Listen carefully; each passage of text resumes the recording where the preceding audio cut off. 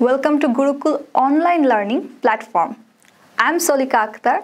Today we will be studying lesson 2 of unit 1 from English for Today book of class 9-10. So let's see what are those entitled with. Our lesson is the title of Good Citizens. Our unit 1 has the title of Good Citizens. And the lesson we will be learning today is lesson 2, Knowledge, Skills and Attitudes. So, what we will be learning from these lessons? First, look at that. The things we will learn at the end of this lesson is we will understand about what is knowledge, skill and attitude. We will understand these themes and we will understand that how we implement these things in our day-to-day life. Also, we will know how to present supporting details in phrases and sentences. Like, if we are talking about something and we want to support our statements or we want to support what you are talking about, then sometimes we can just make points. In that case, we can use those points or we can make those points in phrase or also in sentences. We will see how in this chapter this thing has been done. Also, we will learn that how we can explain our statements with examples. Most of the time, we tell people that suppose if the situation was like that, or let's think of this situation, or let's think of this condition. This is how we actually interpret an example in our explanation. The very thing has been done in this chapter as well. So let's see what things we can go for with and what things we can learn from this chapter. So let's go to the text. To be a good citizen, you have to prepare yourself to do good work in society. Well, then how can you prepare yourself? First, you need knowledge. Today's society is knowledge-based. Without having knowledge of modern sciences, technologies and including ICT and other necessary subjects, you will have difficulty living a good life.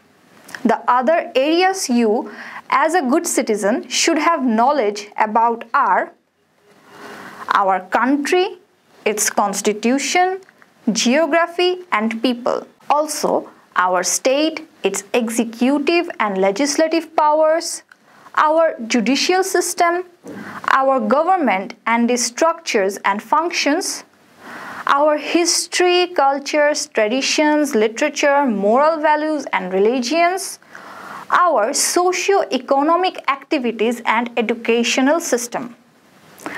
Do you feel this a bit hard to understand? So let's go back to the very first of the text and just find out some meanings of some words. Like, what do you mean by a citizen? We can call a citizen that who are inhabitant, who dwell in a place or who lives in a particular town or city. Also, citizenship has the state authority approval. Like, your mother or your father have voter ID card, isn't it? Or you yourself has a birth registration certificate. These things are proof of your citizenship of Bangladesh.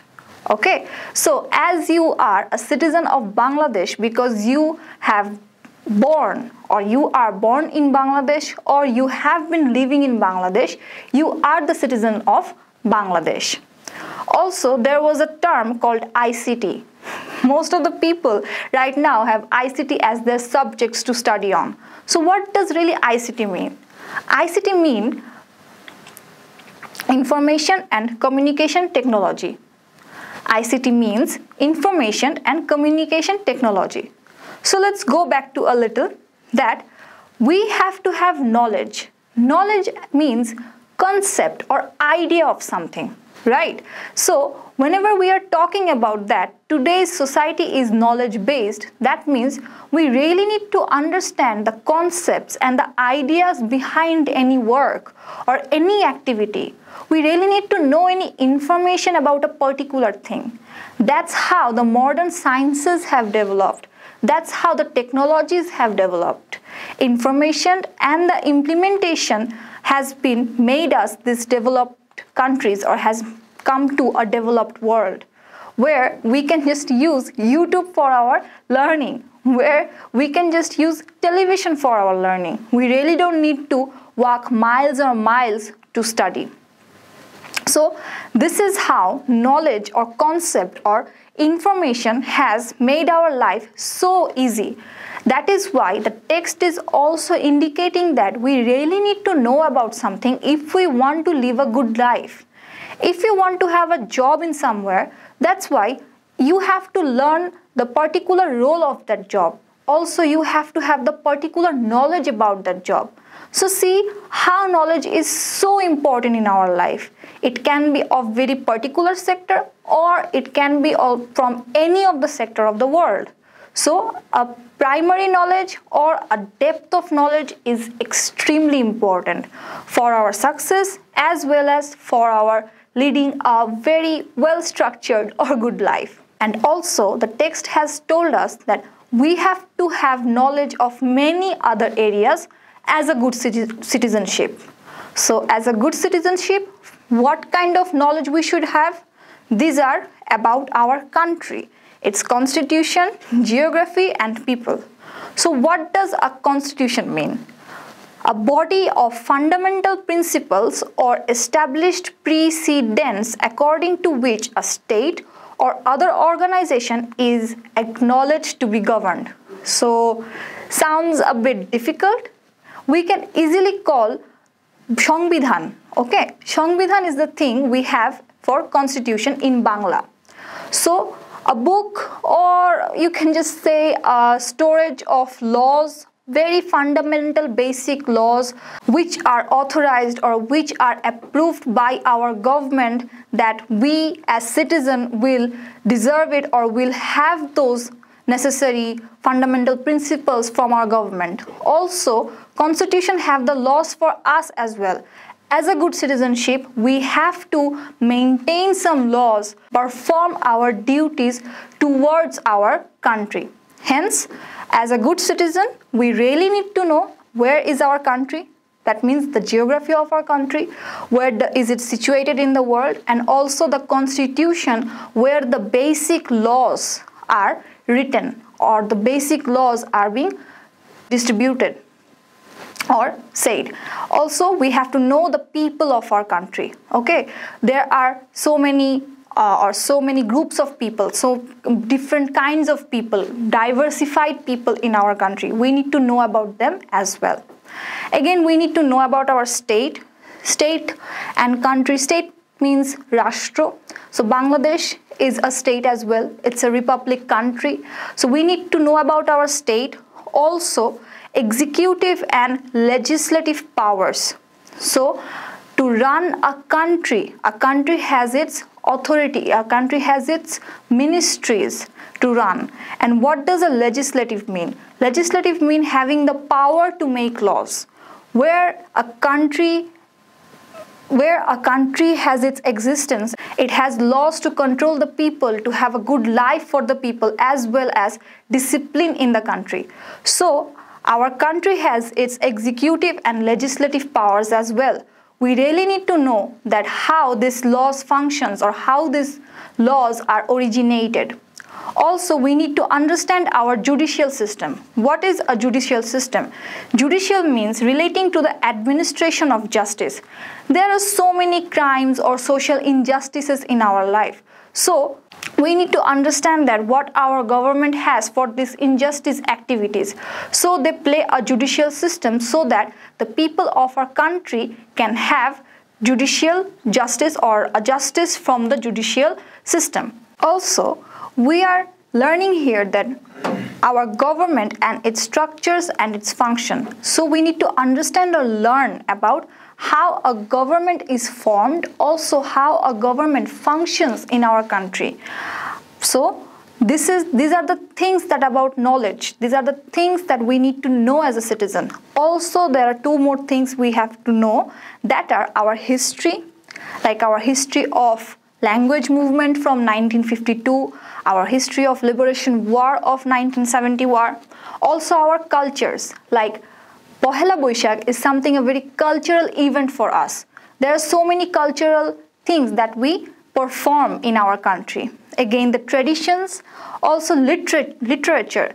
We have Rabindranath Thakur, we have Kazi Nazrul Islam, we have Sharat Chandra Chattopadhyay in our Bangla literature, as well as we have the most latest writers like Humayun Ahmed or Muhammad Jafar Iqbal. We also need to know these literary terms or figures in our literature of Bangla, as well as we need to understand our moral values, also the religions we are having in our society: Muslims, Hindus, Christians, Buddhists, and maybe some other as well. So we have these religions in our country, and we have to know that we have to pay respect to all of these cultures, traditions, history, literature, values, and religions as a good citizenship. We need to learn this thing. We need to understand it. We need to have this knowledge.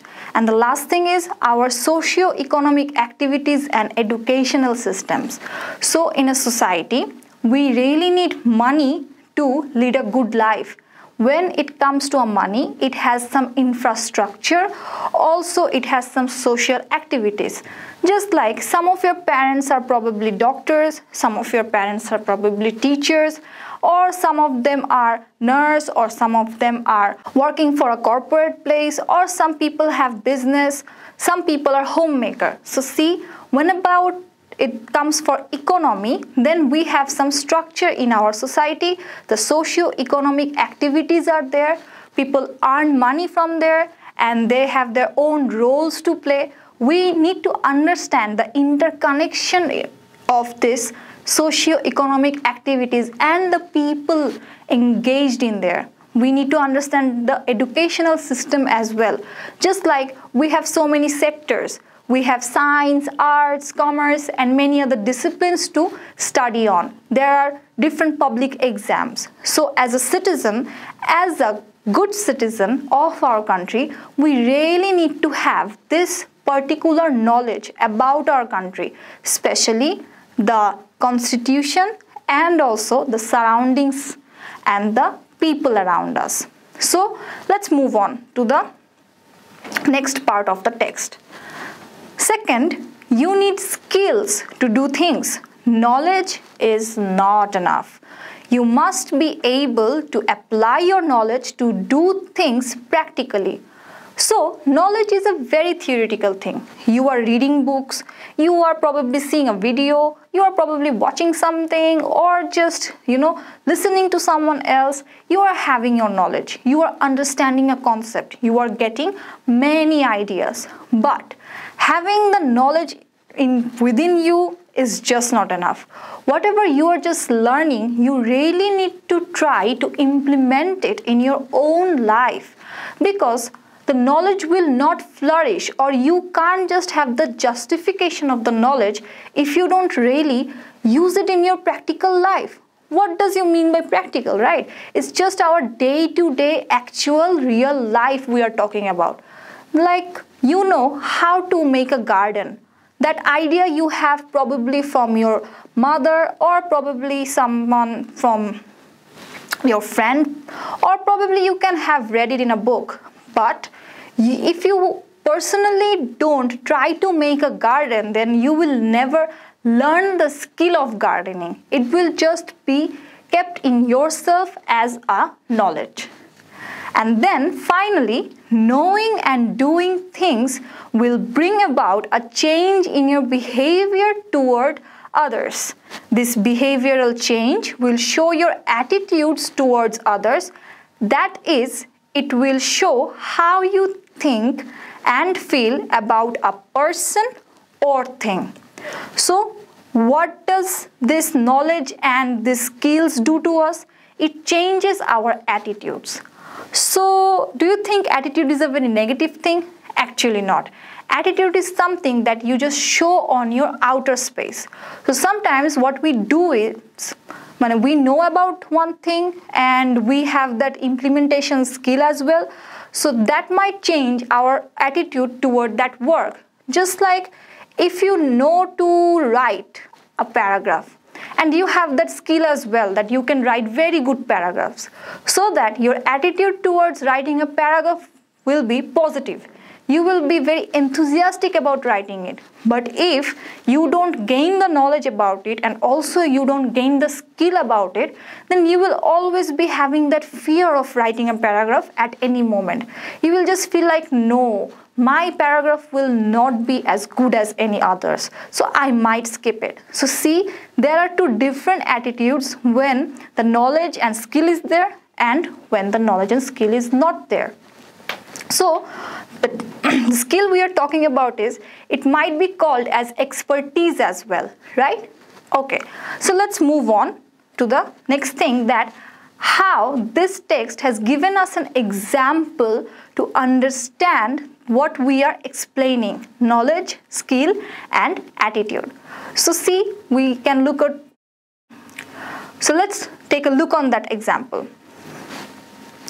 Let's take an example. Suppose, that means imagine, you as a student need to know about group work in the class. So you ask yourself or your teacher or anyone else, what is group work? Or you may find about it in a book. In this way, you may know or you may have the knowledge about group work. To do group work, the class has to be divided into groups. Each group is to do some tasks given by the teacher or in the textbook. The group members will discuss and share ideas and points, and finally one member will write the answers. Then you start working in groups. In each group you take turns discussing points and answering questions. In this way you can actually do the task. Your teacher may monitor and help you to do the work. You may think, what does monitor mean? Monitor means observe or check the progress of or the quality of any work or something over a period of time. So that means checking your activity for a time to time so that the teacher can understand if you are doing the work properly or correctly, right? So let's think of the example once again, that if you want to know that what is a group work, you may get the idea of it or you may understand the concept of it by asking your teacher or someone else or from a book. This is how you are getting the knowledge. But then when you will actually working in a group work, you will be working with your friends, we will be working with your mates. Maybe some ideas will be discussed, many more points will come out, and hence you will understand or you will capture the skill of doing a work in group. This is how you will implement your knowledge of group work in an actual group work. This is how you will implement your knowledge of group work in an actual group work. And then you may come with the skill like, lastly, through regular group work, it is expected that there will be noticeable changes in your behavior. Possible changes are, you will develop the skill of speaking freely in English with your classmates and teachers. Your shyness will gradually disappear. You will develop the attitude of helping and cooperating with each other. You will learn to behave in a democratic way.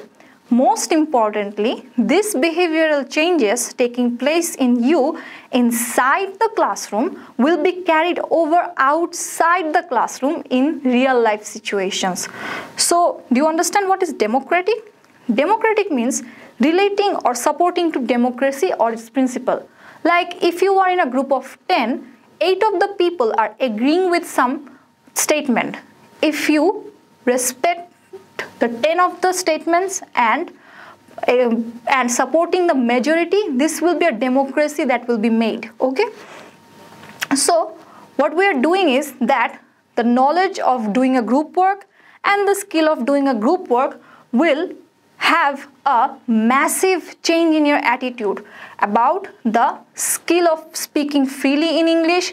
Also your shyness will disappear. So look at the things that this knowledge and skill will bring change in you will be much more confident about yourself to work in these sectors. And this is just not in the classroom. Besides, this can be happen in any of the areas of your life. This is how knowledge, skill, attitude, these three are really connected. And also see how points were made, the phrases and sentences were given in the text to explain the statements, as well as the example of group work was given to explain the whole text. So let us think of these questions we have in here. Let us try to answer that what we have learned from this chapter. The first question is, what is knowledge? So we have already talked about it. Knowledge is a concept or idea of something, or an information about something, right? So basically the concept, idea or information about anything can be termed as knowledge. Let's see to the next question. What type of knowledge do we need for better living? See, in the very second paragraph of the text, it was said that the whole society or today's world is totally knowledge based. So we need knowledge of modern sciences, technologies, including ICT and the basic necessary subjects, right? So that we can really understand that how our life functions and we can have a better life leading. So that's why to have a better living, we really need the knowledge of sciences, technologies, ICTs and basic necessary subjects. The next thing is, why do we need skills along with knowledge for living? So as we have already talked about it, knowledge is something we can keep inside ourselves, but it will be of no use if we can't just really implement this knowledge in our real life, in our day-to-day life. So if we can't just have the expertise of using our knowledge, we really can't make the betterment in our life. That's why we need skills along with knowledge, so that we can have the practicality, or we can really use the knowledge in our life to have a better life.